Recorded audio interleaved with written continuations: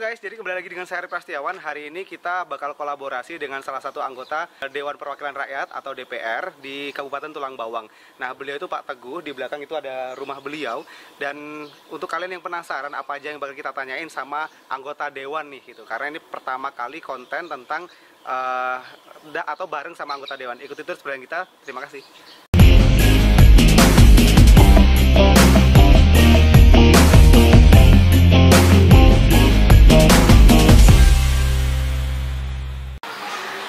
Jadi sekarang aku udah bareng Pak Teguh. Jadi kita udah di kediaman beliau. Ada banyak pertanyaan nih Pak Teguh yang pengen saya tanyakan karena kita baru pertama kali collab sama anggota Dewan nih kayak gitu. Buat Pak Teguh gitu. Enak gak sih Pak jadi anggota Dewan? Ya enak sih. Enak. Enaknya gimana? Enaknya itu ketika kita ingin bertugas tentunya ada fasilitas dari pemerintah. Fasilitas negara. Fasilitas negara. Artinya misalkan kayak saya ditugaskan ke Jakarta, ya akomodasinya dari mulai biaya perjalanan sampai penginapan, sampai makan dan minum ditanggung oleh pemerintah. Ditanggung oleh pemerintah. Terus kemudian Pak, kenapa akhirnya tadi kan sebelum live di kamera kita sempat cerita bahwa backgroundnya sebenarnya seorang bisnis, pebisnis. Ya bisnis bisnis jual beli motor dan kaplingan awalnya kayak gitu. Jual beli motor dan properti ya. Properti ya. Dan kenapa akhirnya sampai memutuskan terjun ke politik? Kalau terjun ke politik ini sebenarnya kalau memang passion saya dari kecil ya, dari SMA itu udah senang berorganisasi. Kalau di kampung dulu tuh ada namanya Risma kayak gitu-gitu. Kemudian kalau di SMA itu OSIS kayak gitu. Saya sering ikut organisasi-organisasi itu. Nah kemudian ketika sudah lulus SMA itu bekerja juga saya sering ikut juga kegiatan-kegiatan seperti kayak seminar kayak gitu-gitu. Nah kalau politik ini sebenarnya bisa dikatakan anggota dewan ya, anggota dewan. Itu sebenarnya nggak begitu pingin banget jadi anggota dewan, hanya kebetulan memang temen tuh pengurus partai, kemudian saya ditawarin begitu. Kalau menurut saya itu bukan kebetulan sih Pak, karena dari bapaknya juga pasti ada niat dong. Iya, saya senang berorganisasi, kan partai ini organisasi politik ya, organisasi juga tapi bergerak di bidang politik. Dan saya senang kegiatan sosial. Dan menurut saya organisasi politik ini bisa kita jadikan untuk alat untuk kiprah di bidang sosial. Misalkan memobilisasi potensi masyarakat gitu ya. Misalkan seperti yang saya lakukan beberapa waktu lalu, saya upload di Facebook saya itu adalah bedah rumah. Nah, saya dapat laporan dari kader partai bahwa di tetangga dia ada yang rumahnya sangat memprihatinkan, kondisinya tidak layak. Kemudian saya survei, kemudian saya ketemu dengan Bapak RK-nya di situ dengan Pak Careknya. Saya bilang ini perlu dibedah rumahnya. Kemudian saya tanya, habis berapa kalau bedah rumah Bapak ini? Paling tidak layak untuk ditempatin 10 juta. Saya upload di Facebook. Dalam tempo 3 hari kumpul uang 10 juta. Jadi pakai sistem donasi? Ya, pakai sistem donasi dan saya hanya mengeluarkan yang saya pribadi ya, dari dana saya pribadi 1 juta saja. Gitu. Jadi itulah ketika saya sebagai anggota dewan itu ternyata ketika saya nge-upload itu banyak yang melihat, banyak yang menyimak itu. Dampaknya bisa lebih luas? Iya, dampaknya lebih luas dan tidak hanya situ saja. Pernah saya jadi korlap penggalangan dana gempa Padang waktu itu. Sebelum jadi anggota dewan ya artinya. Jadi korlap penggalangan gempa Jogja, Aceh itu. Saya terlibat, bahkan kalau di Padang saya sempat dikirim 12 hari. Jadi relawan karena seluruh Lampung dari relawan penggalangan dana gempa Padang itu saya terbanyak mendapatkan. Kabupaten Tulang Bawang itu saya korlapnya itu terbesar dari seluruh kabupaten yang ada di Provinsi Lampung. 11 orang yang diutus, salah satunya saya itu dikirim ke Padang waktu itu. Menjabat 2 periode Pak, itu waktu yang lama, 10 tahun. Ya. Masyarakat menggantungkan harapan ke Bapak itu. Apa yang bisa Bapak berikan dan tawarkan sampai akhirnya masyarakat itu percaya bahwa ini loh wakil rakyat gitu. Iya. Jadi saya bukan anggota dewan atau bukan orang yang seperti nyinyirnya masyarakat ya, bahwa anggota dewan tuh hanya duduk duit gitu ya, duduk duit ya. kemudian diam gitu. Saya tidak seperti itu. Saya berusaha menjalankan fungsi dan tugas saya, karena tugas anggota dewan itu satu adalah budgeting, kemudian kontrol dan legislasi ya. Jadi dia penganggaran, kontrol gitu ya terhadap perjalanan pemerintahan kepala daerah, kemudian legislasi, membuat produk-produk hukum, perda kalau di Kabupaten Tulang Bawang gitu. Itu saya paham betul tugas dan fungsi saya, bahwa tugas anggota dewan ketika dilantik ya, pertama itu dikasih Al-Quran di kepala itu Sumpah jabatan ya Pak? Ya, sumpah jabatan, bahwa saya harus bersedia memperjuangkan masyarakat, aspirasi masyarakat yang saya wakili. Tapi terpenuhi nggak kira-kira Pak? Kalau 100% mungkin enggak ya, tapi saya berusaha untuk itu. Dan saya paham tugas dan fungsi saya. Karena memperjuangkan aspirasi masyarakat itu ya di kantor DPR itu bersama dengan TAPD ya. Bersama dengan pemerintah daerah, bersama-sama bagaimana memperjuangkan, seperti masyarakat pengen jalannya bagus, pengen jembatannya dibangun, pengen ada bantuan untuk UMKM kayak gitu kan, bantuan sosial dan segala macam itu alhamdulillah berjalan dengan baik gitu. Tapi kenapa faktanya di lapangan, misalnya gini Pak, waktu pencalonan itu kan menggebu-gebu meyakinkan masyarakat, pokoknya saya mau bikin jalan ini jadi lebih baik. Nah, ketika sudah benar-benar terpilih, ada satu ekosistem di dalam anggota dewan itu yang akhirnya suara kita tidak didengarkan. Kita kalah dengan komposisi partai yang lain. Iya, memang saya sudah jalanin ini sebenarnya tidak, memang ada seperti itu yang ketika keputusan itu harus ditentukan dengan banyak jumlah Voting. Ya, voting. Tetapi memperjuangkan aspirasi masyarakat itu tidak harus seperti itu. Tetapi memang tergantung kepada kemampuan seseorang itu untuk menjelaskan, melobi, menerangkan kepada pemerintah bahwa ini loh yang penting untuk dibangun. Misalkan pilihannya, apakah ini modal usaha atau jalan yang dibangun. Nah gitu. Sehingga kita berargumen di rapat-rapat dengan kepala daerah, ya sekda, ya kepala PU, ya kepala Bapeda, termasuk dengan bupati begitu. Jadi bahwa nyinyirnya masyarakat terhadap anggota dewan itu ketika pencalonan menggebu-gebu seolah janji ini janji itu bisa dibangun. Anggota dewan tidak membangun. Anggota dewan itu adalah tugasnya memberikan masukan. Parlementer itu, parle itu bicara. Kita bicara bukan eksekutor. Jadi yang eksekutornya adalah kepala daerah, bupati, dengan dinas-dinasnya itu gitu. Kita memberikan masukan. Tapi kita punya bargaining. Misalkan satu saat saya pernah begini. Saya akan interupsi di paripurna ketika jembatan ini tidak dibangun tahun ini begitu. Karena jembatan ini penting. Satu, di sana ada SMA negeri. Ini adalah jalan utama dan jalannya sudah diomit tapi jembatannya rusak kebetulan. Kemudian saya minta tahun ini dibangun begitu. Jadi punya power untuk bergaining dengan kepala daerah. Apalagi misalkan seperti saya masuk di anggota Banggar. Anggota Banggar itu yang membahas tentang APBD, pembahasan APBD gitu. Sehingga saya bisa aja ini saya interupsi di paripurna gitu, dan ketika dia interupsi di paripurna pasti beritanya nanti kurang baik gitu kan dan pasti kepala daerah takut dalam hal itu. Tapi gini Pak, jadi anggota dewan kita tuh jadi orang yang harus benar-benar keras, ngotot kayak yang di TV-TV kayak gitu untuk menyuarakan pendapat mereka, atau kita tuh yang ngalur aja? Ada kalanya harus ngotot sampai mukul meja. Ada kalanya, tapi ada kalanya kita memberikan kritik atau saran dan pendapat kepada kepala daerah itu dengan konstruktif. Ada pilihan yang diambil oleh kepala daerah. Kalau cuman ngotot aja nggak punya dasar, cuman keras aja, ya nggak jadi. Tetapi yang saya alami selama ini, saya berikan kritik, saya berikan saran kepada kepala daerah adalah kritik yang konstruktif.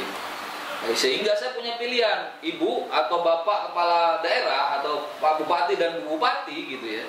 Sebenarnya ini yang penting untuk masyarakat kita di daerah dapil saya, misalnya satu contoh, bukannya modal usaha tapi adalah infrastruktur. Nah, karena ketika infrastrukturnya bagus, orang dengan otomatis akan mudah berusaha dan orang akan otomatis misalkan biaya produksinya itu akan sangat standar, misalkan tidak mudah rusak motornya, tidak rusak mobilnya, tidak kepater, tidak terbalik dan segala macam.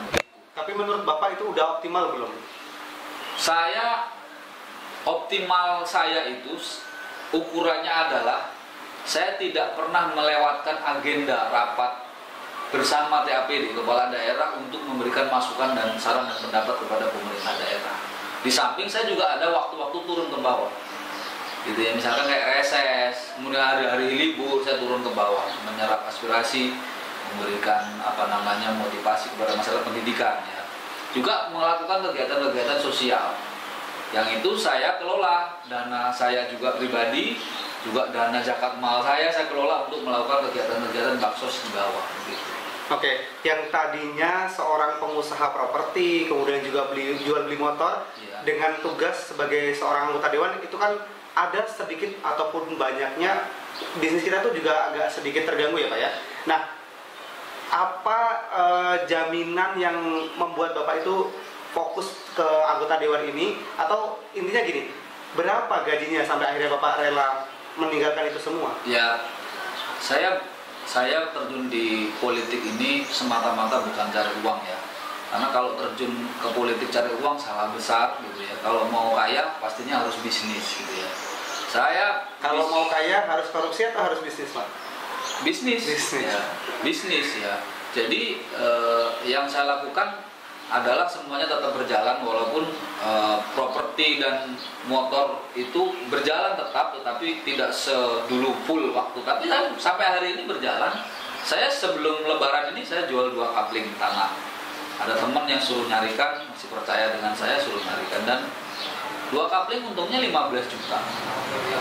Cukuplah untuk makan 3 bulan gitu kan. Jadi tidak usah takut dengan itu. Saya selama jadi anggota dewan 2 periode ini belum habis, yang kedua saya tidak pernah tidak menghadiri undangan rapat di kantor. Yang sifatnya itu adalah pembahasan, baik itu pembahasan anggaran maupun pembahasan program pemerintah daerah begitu. Oke, jadi pertanyaan saya belum dijawab Pak. Berapa gaji anggota dewan? Gaji anggota dewan sebenarnya kecil. Gaji anggota dewan itu kalau nggak salah kurang lebih 2 juta sekian ya. Gaji pokok. Gaji pokok. Ya. Yang besar tuh ada tunjangan. Ya, tunjangan perumahan dan tunjangan negara. Jadi kalau totalnya sebulan itu dapatnya berapa Pak? Ya kalau untuk ukuran tulang bawang itu sekitar 30 sekian ya. 30 juta sekian. Ya. Tapi kan nanti kemudian dipotong partai. Itu kalau diuangkan semua, tapi kan ada berupa kendaraan ini. Ini anggap sajalah kendaraan dinas. Ini ditaksir 1 bulannya 9,5 juta mobil saya gitu. Sehingga tunjangan tadi yang harusnya untuk kendaraan ya diwujudkan dalam berupa kendaraan gitu.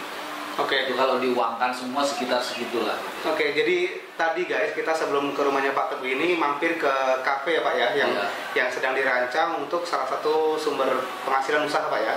Nah, itu ditaksir kurang lebih harganya 1 miliar ya Pak ya untuk pembangunan. Dengan harga tanah harga tanah dan lain-lain 1 miliar. Uangnya dari mana Pak? Uangnya saya punya kebun ya. Nah, kemudian saya punya ternak sapi juga walaupun sedikit gitu kan. Kemudian juga dari itu tadi gaji anggota dewan juga gitu kan. Gaji anggota dewan. Kemudian dari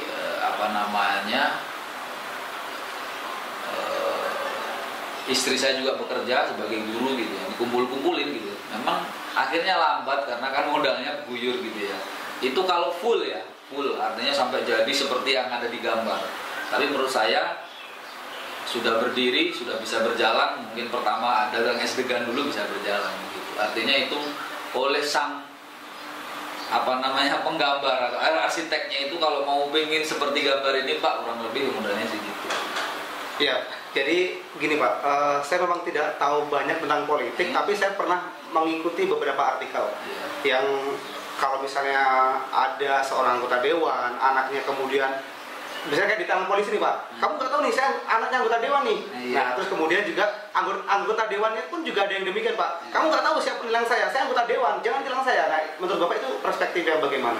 Alhamdulillah saya belum pernah melakukan seperti itu ya, baik atau kawan atau saudara.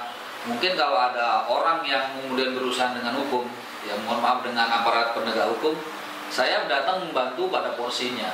Kalau orang salah ya biar dihukum gitu ya, sesuai dengan kesalahan dia. Tetapi kalau dia tidak salah ya dibebaskan begitu saja. Artinya tidak kemudian mentang-mentang anggota dewan bebas kebal hukum, nggak ada yang seperti itu. Saya tidak pernah melakukan itu. Gitu. Saya berusaha menjalankan tugas dan fungsi saya sebagai anggota dewan, dan tadi yang saya sampaikan sebagai relawan itu sampai hari ini melekat saya.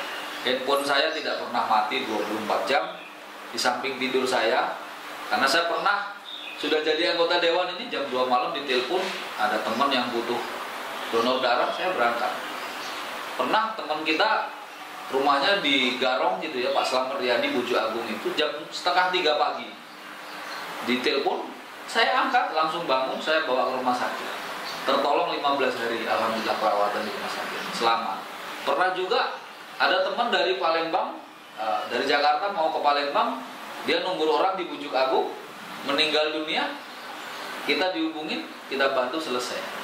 Urus perdamaiannya, urus santunan kematiannya selesai 2 hari. Pernah juga ada yang mogok mobilnya begitu. Jadi kalau di Tulang Bawang, untuk teman-teman PKS gitu ya, kayak di Sumatera ini kata sandinya itu saya sebagai relawan gitu. Jadi itu sampai hari ini gitu ya. Sampai hari ini saya lakukan. Dan itu tidak hanya di dapil saya, tapi di seluruh Tulang Bawang, bahkan seluruh Lampung, bahkan seluruh Indonesia ya. Artinya ketika ada musibah besar, saya ikut sebagai korlap mencari dana, turun ke lapangan, udah hal yang biasa. Ada pertanyaan seperti ini Pak, anggota dewan identik dengan kemewahan, tinggal di istana, benar nggak sih Pak? Enggak lah. Ini rumah ini saya beli 10 juta dulu. Ya, rumah ini saya beli 10 juta. Cuman pintu belakang depan aja. Cuman setelah jadi anggota dewan, cuman saya pelapon ini aja. Kalau yang lepo-lepo ini sebelum jadi anggota. Kenapa nggak mau melabeli seorang anggota dewan yang terlihat wah? Karena memang sebenarnya nggak bisa, nggak cukup. Nggak cukup kalau dia hanya mengandalkan anggota dewan, kecuali dia seorang pengusaha ya. Sebelum jadi anggota dewan memang sudah kaya atau punya modal lain selain dari gaji anggota. Kalau dari penghasilan anggota dewan itu mau bermewah, nggak bisa Mas, karena satu, dia ada iuran partai ya, ke organisasi, kemudian dia harus ngurusin konstituen. Karena masyarakat ini yang saya rasakan kondisi politik sekarang ini ya, artinya untuk sekarang ini, masyarakat itu ketika orang itu jadi anggota dewan itu double ekspektasi ya. Nah, jadi dia ketika kita kampanye, kita menyampaikan visi misi kita kan kepada masyarakat, kita terpilih, dia minta imbalan secara pribadi dan secara umum masyarakat, begitu. Artinya misalkan jalan minta dibangun, tapi dia misalkan tempo-tempo THR, lebaran, apa gitu, dia juga minta bantuan ke kita. Nah itu kalau kita nggak punya budget sedikit-sedikit menyisihkan dari penghasilan sebagai anggota dewan, nggak bisa jalan. Jadi kos politiknya itu tidak hanya untuk pada saat kampanye, tapi sepanjang tahun anggota dewan itu. Maka dia kalau mau mewah dari penghasilan anggota dewan nggak akan bisa. Tapi faktanya banyak Pak yang seperti itu. Ya nggak tahu, itu saya dalam tanda kutip, menurut saya yang saya alami tidak bisa seperti itu. Saya tetap hidup sederhana. Rumah saya ini mungkin kalau di komplek ini yang mana paling jelek ya, kalau di antara rumah-rumah orang yang ada di sini. Ada juga masyarakat yang pernah datang, dia baru pertama sekali melihat rumah saya, dia heran, kok rumahnya jelek katanya gitu. Seorang anggota dewan 2 periode ya, kok begini. Iya gitu. Bukan saya buat-buat, bukan saya punya tabungan rekening, enggak. Ya. Bukan untuk pencitraan ya, Pak. Karena menurut saya beban saya cukup berat Mas. Di dapil itu ketika ada keluarga tim kita yang sakit, keluarga tim kita yang meninggal dunia, kemudian juga saya melakukan bantuan advokasi istilahnya apa, bantuan misalkan kayak sekarang ini saya sedang melakukan untuk tim saya tingkat kecamatan itu kan rumahnya reot gitu, saya bantu, saya angsur setiap bulan, saya berikan semen untuk buat batako untuk merehab rumahnya begitu. Jadi tidak dinikmatin sendiri begitu. Setelah masa jabatan ini selesai, bakal balik lagi sebagai seorang pengusaha Pak? Iya. Bahkan saya memang passion saya di situ. Tapi ketika saya dilantik anggota dewan, ya saya jalankan sebaik-baiknya. Begitu. Jadi supaya apa ya? Menurut saya gaji dan penghasilan saya jadi anggota dewan ya halal begitu.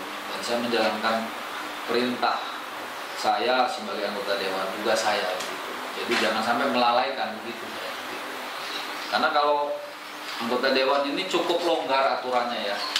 Jadi kalau mau malas bisa, karena di tatip kita itu yang penting tidak dalam 1 tahun itu ada 8 kali paripurna. Nah, ya.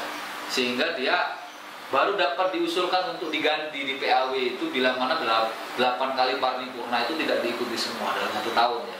PAW itu pergantian antar waktu. Pergantian antar waktu. Itu artinya anggota dewan diganti begitu? Diganti. Karena dia nggak pernah masuk gitu ya selama setahun full, maka dapat diusulkan untuk diganti oleh partai. Partai punya kewenangan untuk mengganti. Iya. Jadi sangat longgar kan, misalnya setahun tuh masuk sekali aja, maka dia tidak bisa diganti. Tidak. Nanti diusulkan ke BK dan segala macam gitu. Pak Teguh, jadi kita udah ngobrol banyak, mulai dari gaji, kemudian juga program-program lah yang ditawarkan di anggota dewan seperti itu, yang itu membuka pikiran saya tentang kinerja anggota dewan yang sebenarnya. Sebagai seorang pengusaha nih Pak, yang punya aset banyak, bahkan usaha barunya itu ditaksir hampir 1 miliar. Sebagai seorang pengusaha, apa yang pengen disampaikan ke anak-anak muda Pak? Ya, jadi kita sebagai anak muda itu harus kreatif. Kreatif dalam artian pandai membaca peluang, gitu kan. Sekarang ini dengan tumbuhnya teknologi ini ya, orang itu bisa cepat terkenal, bisa cepat kaya, bisa juga cepat rugi atau bangkrut, gitu ya, karena teknologi. Gitu. Benar. Nah, makanya sebagai anak muda menurut saya harus pandai baca-baca peluang, karena kalau namanya kesuksesan itu, semua orang saya yakin pasti akan diberikan oleh Allah itu momentum untuk sukses. Tinggal orang itu mau atau tidak berusaha. Kalau dia mau dan berusaha, saya yakin akan diberikan kesempatan oleh Allah itu. Contohnya misalkan seperti contohnya saya ini anak kampung, tukang arit, gitu ya, tukang arit yang ya sangat miskin sekali lah mak saya. Saya mau makan aja ibaratnya harus nyari-nyari lele singkong gitu ya, ngasak singkong kalau orang Jawa bilang itu. Tapi hari ini saya bisa bantu banyak orang, ya, alhamdulillah gitu ya. Belum lama ini saya melakukan bedah rumah itu tadi yang nilainya 10 juta dengan viewer atau ketokohan saya sebagai anggota dewan, saya upload di Facebook, orang transfer uang, kemudian saya bisa menolong orang. Dan itu tidak hanya 1 kali ini saja, sudah berkali-kali saya lakukan. Nah, makanya ketika Anda sebagai anak muda sekarang ini nggak kreatif, ya ketinggal, kegiles. Sekarang ini ada tiba-tiba pegang HP di rumah, di kamar saja, dia dapat pesanan ini, pesanan itu, delete. Yang buat untuk orang lain, dia hanya pegang HP. Saya pernah melakukan coaching ya, atau motivasi kepada anak muda. Kamu kenapa nggak kerja, ini kan lagi puasa nih, banyak apa, nggak punya modal. Kamu punya handphone nggak? Punya. Ya sudah, kamu nongkrong aja di toko besar itu, kamu uploadin aja di teman-teman yang ada di Facebook dan di WA yang di HP kamu tawarin produk dengan kesepakatan si penjual itu, Pak kalau jual ini saya untung dapat berapa, dikasih biaya berapa untuk nganter, untungnya berapa gitu. Jadi nggak perlu modal, dan itu sudah pernah saya lakukan Mas. Saya Ramadan yang tahun kemarin, selama Ramadan itu saya jual sendal dan sepatu itu 200 piece. Saya nggak punya toko sendal, nggak punya toko sepatu gitu. Saya kantor itu, teman-teman di kantor saya tawarin sendal, pada beli, sambil bawa itu saya. Ada fotonya di Facebook, silakan lihat. Jiwa wirausahanya masih hidup. Iya, karena semata-mata saya memanfaatkan ketokohan saya untuk memotivasi anak muda. Sampai saya bilang, kalau Anda sudah pinter, ganteng, nggak cukup, tapi harus punya duit, saya bilang gitu. Itu. Kalau nggak punya duit, kegiles oleh zaman sekarang. Semuanya butuh biaya. Untuk jadi pinter dengan teknologi ini harus punya paket. Ya, bisa beli paket kalau punya uang kan begitu. Sehingga menurut saya itu. Jadi sebagai anak muda harus kreatif, pandai baca peluang. Oh ini diginikan ternyata bisa. Jadi insting kewirausahaan itu harus dibangun. Tapi kalau Anda sebagai pemalas, tidur itu insting wirausahaannya nggak akan tumbuh. Tapi Anda berpikir, lihat daun singkong aja udah kayak ada dolar di jidatnya begitu. Saya lakukan itu, saya motivasi. Kalau ada temen ya, ada kader partai saya yang malas-malasan, saya nasihati. Kalau dia hidupnya belum susah seperti saya, maka saya anggap dia malas. Sampai pernah ada yang saya ini, kamu jam 6 itu ngapain? Jam 7 ngapain? Jam 9 ngapain? Sampai jam 12, sampai sore ngapain? Kemudian saya simpulkan Anda adalah pemalas. Harusnya begini, begitu. Ya, jadi Menarik teman-teman. Jadi closing statement dari Pak Teguh yang saya tangkap adalah anak muda harus kreatif, bahwa semuanya bakal nemui titik suksesnya Pak ya. Betul. Entah kapanpun itu waktunya, yang penting yang di atas itu pasti bakal ngasih jadwal kita. Kalau kita sudah berusaha, dohir ya, bekerja, kemudian kita hubungkan dengan langit. Hubungkan dengan langit. Ibadah dan berdoa. Ibadah dan berdoa. Pak Teguh, terima kasih banyak atas waktunya, sudah mau belak-belakan dengan kita, mulai dari gaji dan lain-lain. Semoga semua anggota dewan punya prinsip yang sama Pak. Jadi bukan ada misinya jadi anggota dewan. Ya, selamat bekerja Pak Teguh untuk masyarakat yang lebih luas.